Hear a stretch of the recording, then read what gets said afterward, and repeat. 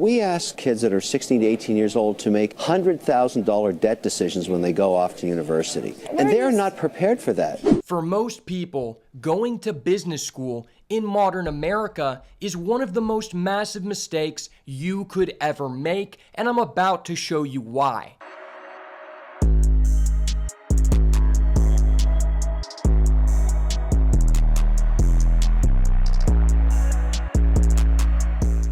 For almost my entire childhood, I grew up working in my father's small business, and I cherished every moment of it. I had the dreams that one day I could grow up and start my own business from the ground up or continue my father's legacy. For the sole reason of not wanting to be limited on the amount of hours I could put into my work by someone else or the ceiling of the rewards I could reap from my hard work. So in 2019, I graduated high school several years after my father had passed away. I made the decision to go to the university and continue my education to pursue a business degree so that I could learn the skills I needed to know to be prepared to start my own business after college, and also just to have a backup plan so that if my business didn't work out, I ran out of money, or I needed more money to fuel the business,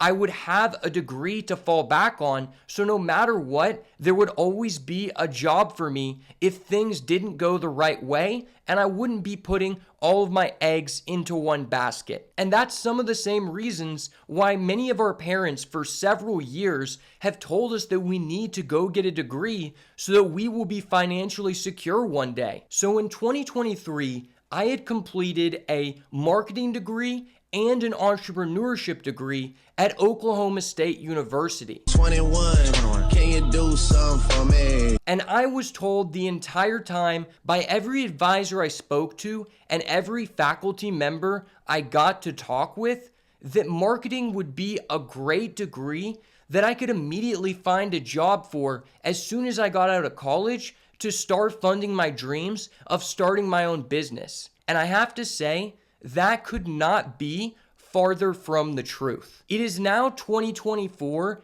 a little bit over a year since my original graduation, and in that time, I have applied for over 70 jobs that have directly correlated to the degrees I have and the work experience I've acquired, and to this date, I just got my first interview back on one of those 70 plus jobs I applied for. And that has really taken me down to some very dark times, and I want to make sure that no one ever has to experience this and really thinks through their decision about what we're discussing today. So recently, I went back to the university and met with an advisor to potentially discuss going back to school for a different bachelor's degree that could potentially guarantee me a job right after obtaining it, and I could hopefully use some of the credits I had earned during my previous graduation towards that to finish it in a more timely manner.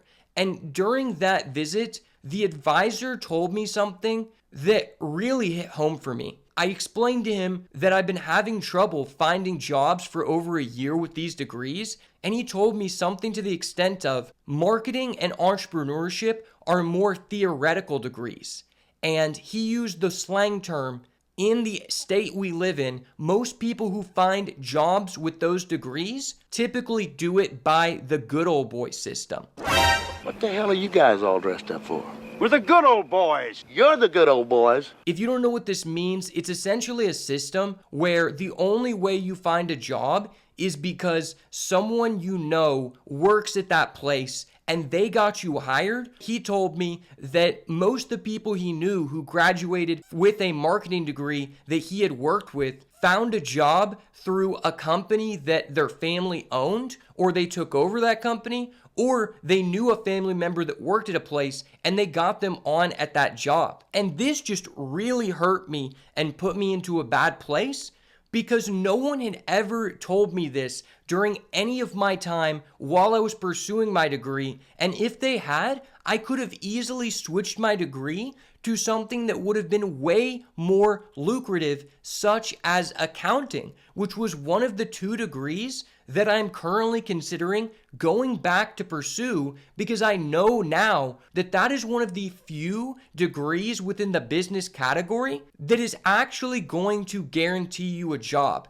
And I'm going to explain why that is. So there's two reasons why I've had so much trouble. One is the good old boy system, and two is the fact that, my mom had told me, and I'm sure a lot of your parents had told you, that just having a degree of any kind sets you far above the rest who don't, because now other people who don't have a degree can't get access to the jobs you're applying for. But the reality is that's just not true. Jobs that I can apply for with a marketing degree or an entrepreneurship degree, yes, people without a degree might not be able to apply for some of those, but still some of those people can get that job just based on experience alone or just knowing someone.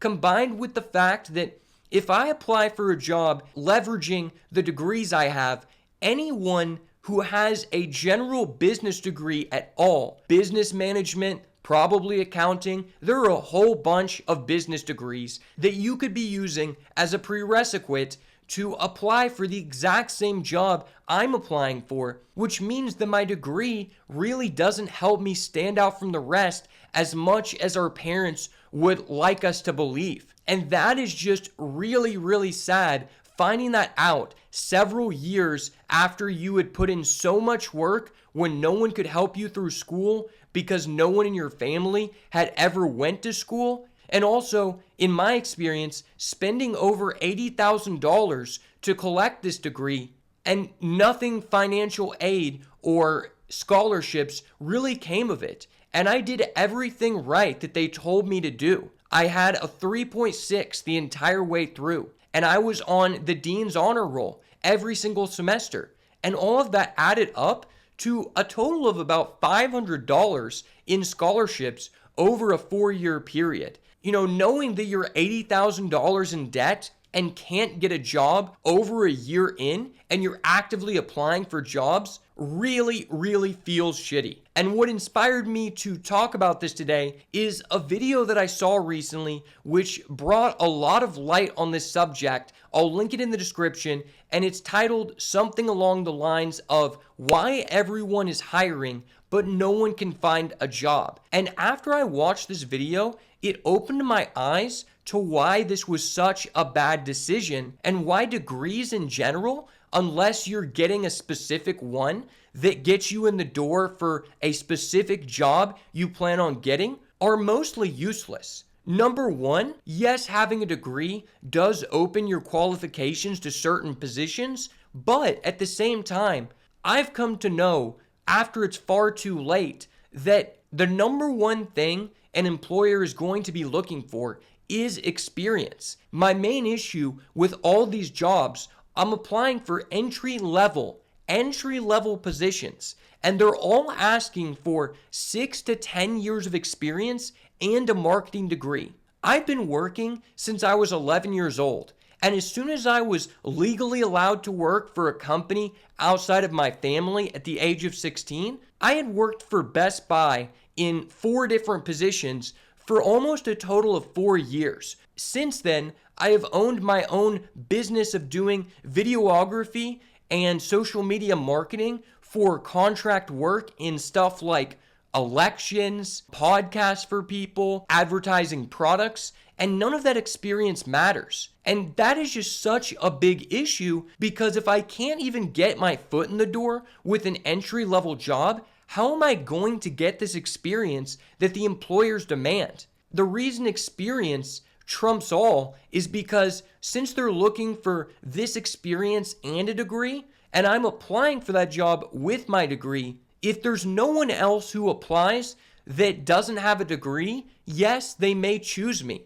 But realistically, if there's a person who also has a degree, but they're an older person and they've worked for another company for 6 or 8 years, they're always going to choose that person who has the experience and the degree. And in some situations, if the person has been in a high enough position at a reputable company, they're going to choose that person over you even without them having a degree. And that's just something that they don't tell you, or at least they didn't tell me or any of the friends I've talked to that are extremely frustrated about finding a job. Kids come out of college, the best colleges, Wharton and Harvard and Stanford and some of the great business schools, and they'll come out and they won't have practical experience. There's too many case studies that aren't practical. And I think something really important to note on this topic is more so than how good is that degree at getting you a job, does that degree specifically narrow you down and solely you and other people with that specific degree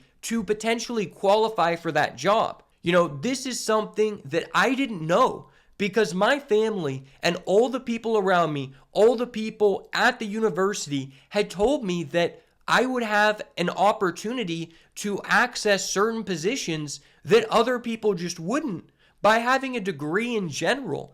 And I would be open to, marketing jobs because I have a marketing degree. When in actuality, anyone with a general business degree, for the most part, is going to be hireable by a company looking for a person to do marketing. And another thing is, a lot of these companies in my state are on the thought process of, well, I haven't had to use the internet for 10 or 15 years in my business, so why would I start paying you to do this job now? Because if it's not broken, don't fix it. And they don't have the mindset that, well, if I don't continue to become more and more competitive and get an advantage over my competing companies, that I will be pushed out and then my business just will no longer be able to be open. And as I always say, if it's not broke, don't fix it.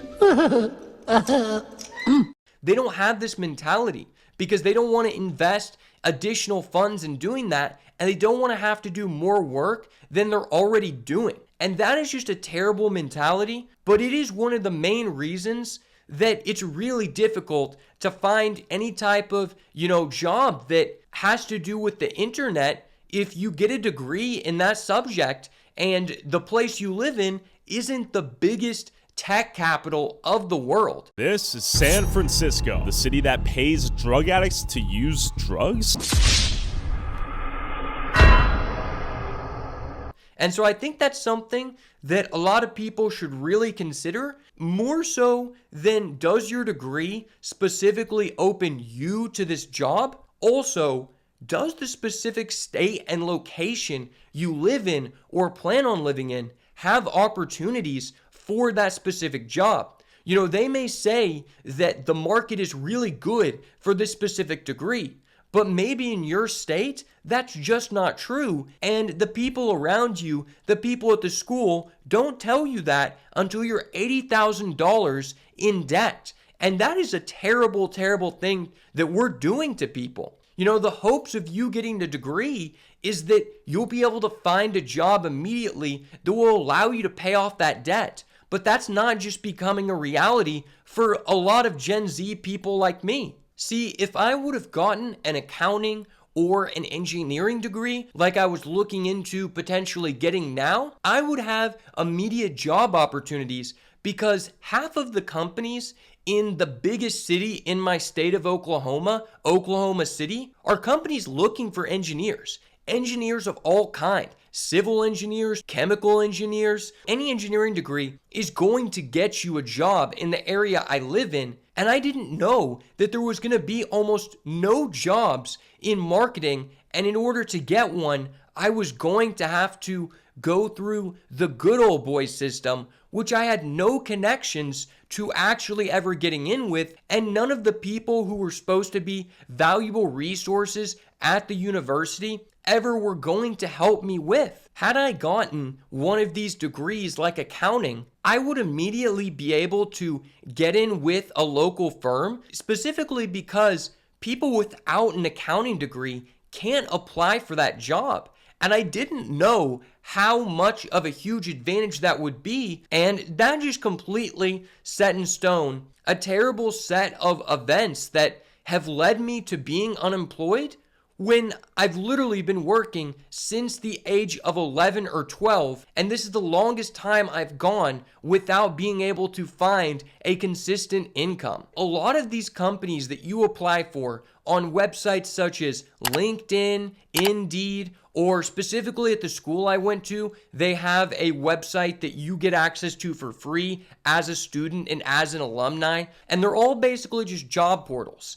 But the issue is, statistics show that the average employer who posts these positions admits to leaving the position open for 6 months longer than the position was actually available. Part of the reason that jobs are hard to come by is that a good chunk of postings aren't real. And that's why many times you won't even get a call back when you've waited several weeks to potentially find out if you can get this job or not, because those listings never existed in the first place. And this literally blew my mind. The fact that they are allowed to do that is blasphemous, because I think people who have been working in the same job for, 10 or 15 years might not understand this, but the system to get an application through to a major company requires so much more of your time now than it did many years ago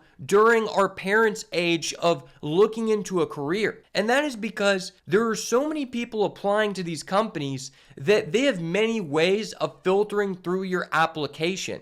It's not even about what skills you have and how they line up to the job. It's also about the system that they use to filter through as many people to the rejection pile as possible that don't fit their hidden criteria. Basically, in these applications, they have keywords that you have to go through and decipher and spend multiple hours redoing your resume for each individual job so that it looks like the experience that hasn't changed in the past 3 months is completely different for this one specific job because you altered all of your skills and all of the jobs you did to meet these hidden keywords. Because if you don't, you automatically get rejected by their AI program, not even giving them an email or a call back who didn't fit these hidden keywords. And some of these people very well could be the perfect fit for this job,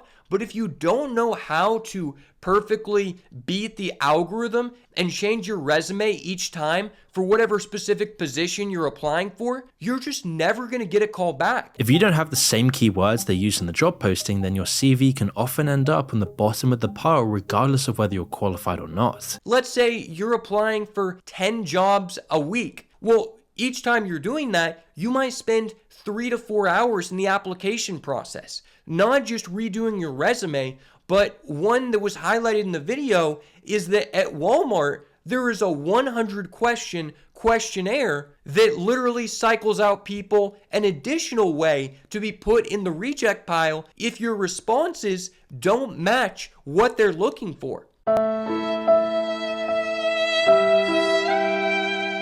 So you may have to go through a training, you may have to go through a simulation for this job and completely change your resume. And at the end of that, it's like a 50-50 chance after you've spent 4 hours that that job may not even exist. Another thing on that note of the jobs not existing, a lot of companies just put up these listings even though they've already found someone to hire internally, or they want to use the good old boy system and hire a family member or a person they know, but it's just a procedure by the company that it's required for them to put this job listing on these job websites. So there's just so many reasons why you could be wasting your time applying for these jobs that it's absolutely blasphemous. And the thing is, 15, 20, 25 years ago, you used to not have to go through any of this red tape. If you could get a chance to go in person and meet the manager and hand them your resume, there's a good chance they're either going to call you back in a couple days, or maybe they will give you an interview right then or there. Kind of underplaying the whole formality of it. I think that's funny as hell. So let's do this. You guys are hired. Nowadays, it seems like the average response to get back a call on potentially moving to the next phase of an interview process is like 4 to 5 weeks. I'll give you an example. There was one position that fit all the criteria that my background of work and my skill set fits amazingly. I had applied for this job, waited a month to hear back from them, and then what happens is they want to change a specific keyword on the application, so they're going to remove it, then they're going to wait 3 weeks, put it back on the inside for internal applicants at the company only, then they're going to wait another 3 weeks and put it back on the outside. And they took me through this process 3 or 4 times before actually even finding out that they're just going to remove it altogether. And this is a job that I would assume I would have a very good chance at getting, and they're leading me along.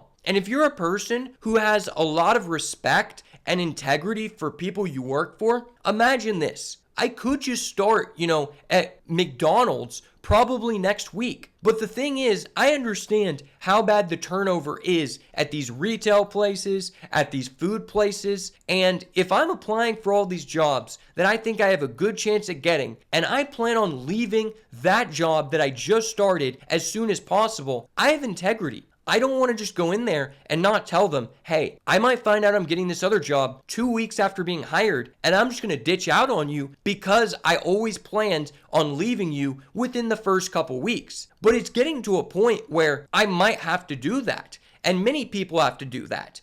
People really dislike when people don't give a 2 weeks notice. You can't blame anyone nowadays for not giving a 2 weeks notice, because at a certain point, I just have to make an income, even if it's a minimum wage income. Mr. McDowell? Yeah. There's some people here to see you. They're not from McDonald's, are they? I don't think so. And on that note, once you have degrees, once you have all this experience like me, a lot of places won't even hire you as a server because they say you're overqualified. I've went through this. I've heard many stories of this going on for several decades, because a lot of these places, the manager might not even have a degree, and they don't want someone working under them that is going to try to go above and beyond them and is more intelligent than them. I hate to say that, but that's just a reality. I couldn't even get a job at TGI Fridays, and I have a college degree. So in some circumstances, you're almost ousted from getting jobs at the bottom. This should be easy for anyone to get, but at the same time, you're being strung along for months at a time to find out even if you make it to the next phase of an interview. In the current application process of the first job in over a year I've gotten an interview on, I just made it to the 3rd stage. The first stage, I had to redo my resume completely, spend 4 hours on that, wait a month to hear back to find out that I need to go in and do an HR certification. Then I waited another month to hear back that they want me to do a project to see what I could do. And then since that, I've had to wait another 3 or 4 weeks to get to the actual interview where I get to speak with the person I would actually be working for. And that is just ludicrous. I don't know how they expect people to sit around and act like the economy is great, the government is doing a great job, when this is the current system we live in. Families and individuals are dealing with the realities that bread costs more, that gas costs more. Even if a job is available, half the time, it's not actually even a real listing, and that's not transparent to you. These companies like LinkedIn and Indeed, their whole purpose and revenue strategy is to have as many of these dead listings or not real listings as possible, because then they can say that there are so many jobs they could connect you with on their website that you should pay for a premium service with them. And if you're an employer, there's so many users on here, so you should pay for a premium service to list your jobs on here. I think that stuff should be completely illegal. And to be honest, if you leave a job on that website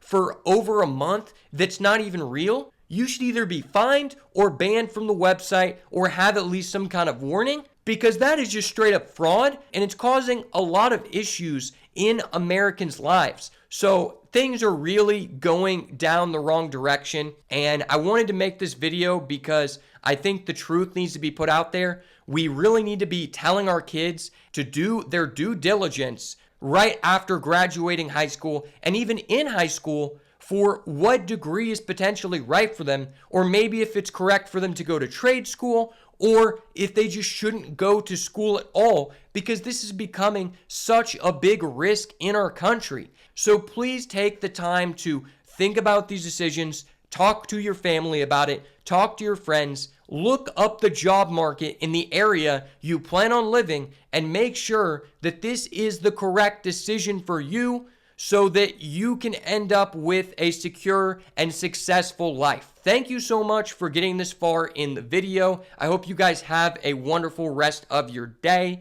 And as always, if it's not the goo, it's got to go. Peace.